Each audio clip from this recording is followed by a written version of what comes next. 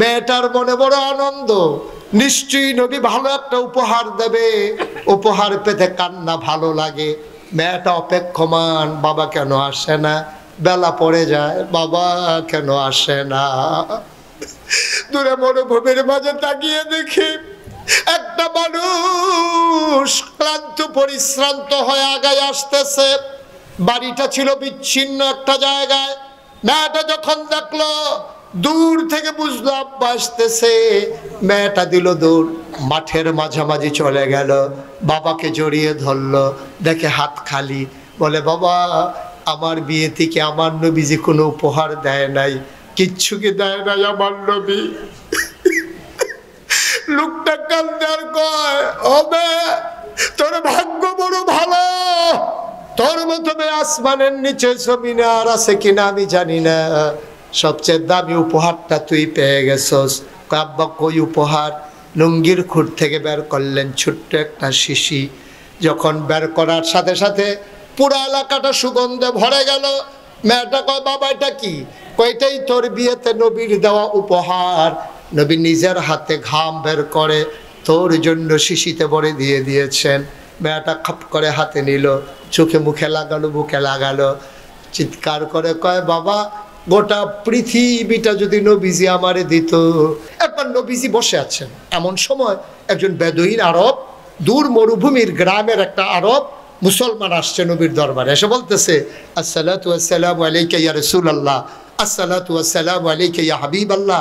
নবী বললেন, ওয়া আলাইকুম আসসালাম ওয়া রাহমাতুল্লাহ। কি খবর? কই, ইয়া রাসূলুল্লাহ আপনি কি আমাকে চিনতে পেরেছেন? কই, না তোমাকে তো চিনলাম না। কই, আমি দূর মরু প্রান্তরে একেবারে অজপাড়া গায়ে নিবৃত পল্লীতে বর্ডার বেল্টে আমার ঠিকানা, আমি একবারে সাইডে আমার বাড়ি, সবসময় তো আসতে পারি না, এজন্য আপনি আমাকে দেখেন কম, আপনারেও আমি দেখি কম। নবীকেও একটা খুশির খবর নিয়ে এসেছি। আল্লাহর নবী বললেন, কিসের খুশির খবর? ইয়া রাসূলুল্লাহ, ইয়া হাবিবাল্লাহ, আপনি তো আমার রুহানি পিতা, আমার মেয়েটা তো আপনার নাতনি, আপনার মেয়ে আপনার নাতনি বিয়ের উপযুক্ত হয়ে গেছে। আমি একটা ভালো ছেলে পাইয়া, নামাজি পরহেজগার, অনেক সুন্দর উত্তম চরিত্রের অধিকারী একটা মানুষ পাইয়া তার জন্য বিয়ে ঠিক করে ফেলেছি, বিয়েও হয়ে গেছে। নবী গো, গুস্তাকি মাফ কর দিজিয়ে, বেয়াদবি মাফ করবেন, আমি আপনারে জানাইতে পারি নাই। আমি এসেছি এই জন্যে, আপনার নাতিনের বিয়েতে আপনি কি কোনো উপহার দিবেন না? আল্লাহর নবী বসে আছেন নিথরে নিস্তব্ধ হয়ে। সাহাবা গিয়া কয়, ইয়া রাসূলুল্লাহ, ইয়া হাবিবাল্লাহ, আপনার নাতিনের বিয়ে, আপনি কি কোনো উপহার দিবেন না? নবী বিব্রত হয়ে গেলেন, পকেট হাতড়ালেন, একটা পয়সাও পকেটে নাই, ঘরে দেওয়ার মতো কিচ্ছু নাই। নবী এত লজ্জা পাইলেন, চেহারাটা লাল হয়ে গেল, চোখের কোণায় পানি জমে গেল। নবী থেমে যাওয়ার মানুষ না। নবী বললেন, সাহাবা আমার, আগামীকালকে সকাল 11টার দিকে তুমি আইসো। যদি আমি দরজা বন্ধ করে আরাম ফরমাই, তোমার সাথে আমার গোপন সংকেত, তুমি দরজায় ধরে নাড়া দেবা, শিকলে ধরে 3 বার নক করবা, আমি বুঝবো তুমি এসেছো, তোমাকে অনুমতি দেওয়া হলো, আমি এটাকে বেয়াদবি মনে করব না। এই কথা বলে চলে গেলেন সাহাবা। যাওয়ার পথে নবী বললেন, ছোট্ট একটা শিশি আনবা, একটা কাঠি আনবা। শিশি আর কাঠি নিয়ে সাহাবা আসলেন। পরের দিন নবী দরজা বন্ধ করে ঘুমিয়ে আছেন। আস্তে করে 3 বার নাড়া দিলেন, সালাম দিলেন, আসসালাতু ওয়াসসালামু আলাইকা ইয়া রাসূলুল্লাহ, আসসালাতু ওয়াসসালামু আলাইকা ইয়া হাবিবাল্লাহ। দরজা খুলে দিলেন নবীজি, আহলান সাহলান মারহাবা, মোস্ট ওয়েলকাম, আমার ঘরে তোমারে স্বাগতম। সাহাবা ভেতরে ঢুকলেন। নবীজি বললেন, শিশি আনছো নাকি? কয়, জি ইয়া রাসূলুল্লাহ, শিশি এনেছি। এবার সাহাবা কয়, নবী পাঞ্জাবির হাতাটা কোনই পর্যন্ত উঠালেন, 2 পাঞ্জাবির হাতা কোনই পর্যন্ত গুছাইয়া তিনি শক্ত করে এমন ভাবে কচলাইতে শুরু করলেন।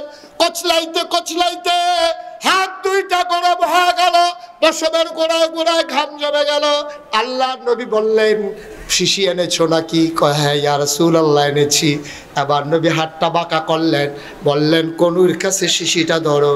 শিশিটা ধরা হলো, জমা ঘামগুলো ফোঁটা ফোঁটা করে শিশির ভিতরে পড়তেছে, 2 হাতের ঘাম।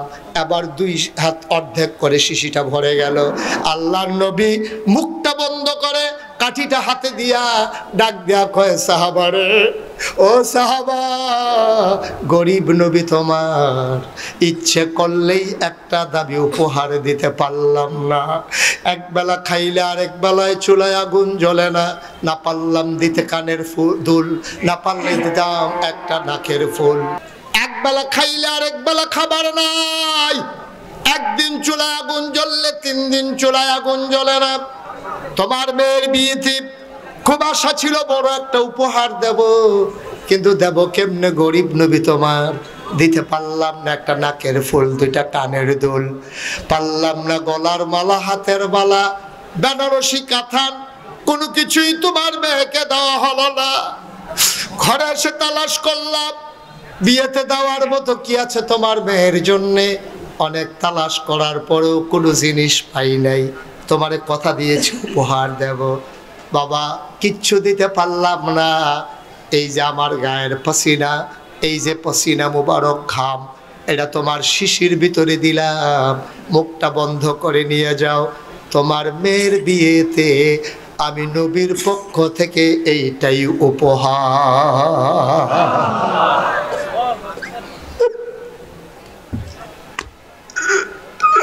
কি নবী আমার, এই নবী তোমার আমার নবী, কলিজার ভিতরে মায়ায় ভরা।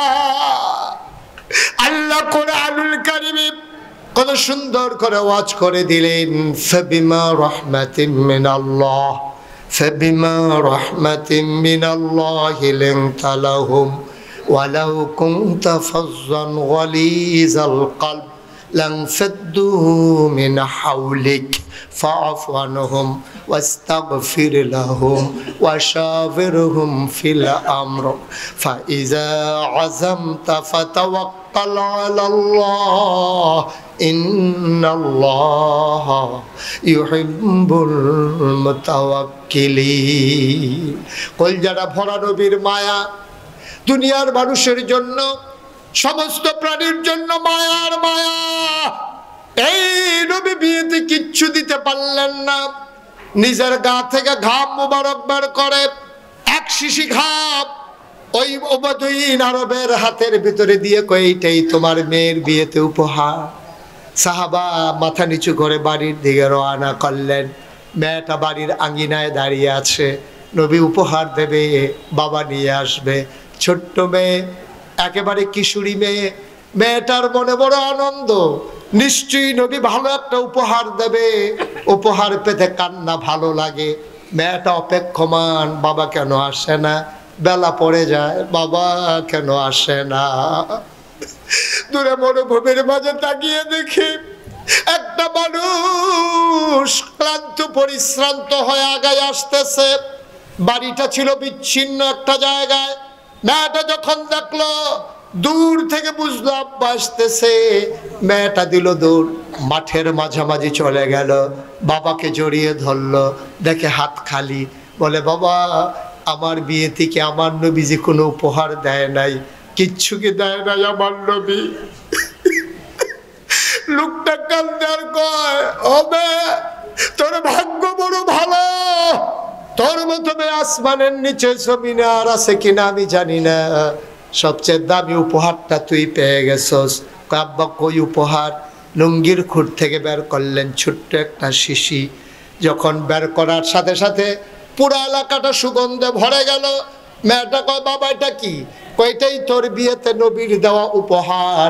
নবী নিজের হাতে ঘাম বের করে তোর জন্য শিশিতে ভরে দিয়ে দিয়েছেন। মেয়েটা খাপ করে হাতে নিল, চোখে মুখে লাগালো, বুকে লাগালো, চিৎকার করে কয়, বাবা গোটা পৃথিবীটা যদি নবীজি আমারে দিত, আমি এত খুশি হইতাম না। নবীর গায়ের আতর পেয়ে আমি যত খুশি হয়েছি।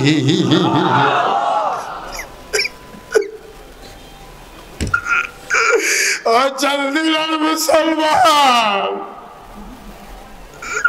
ও এলাকার মুসলমান, মুশতাক ফৈজি যদি কোনোদিন এই ময়দানে আর না আসে, কোনোদিন যদি তোমাদেরকে না ডাকে, মনে রাখবা আমি এসেছিলাম, মনে রাখবা কথা কয়টা বলে গেলাম।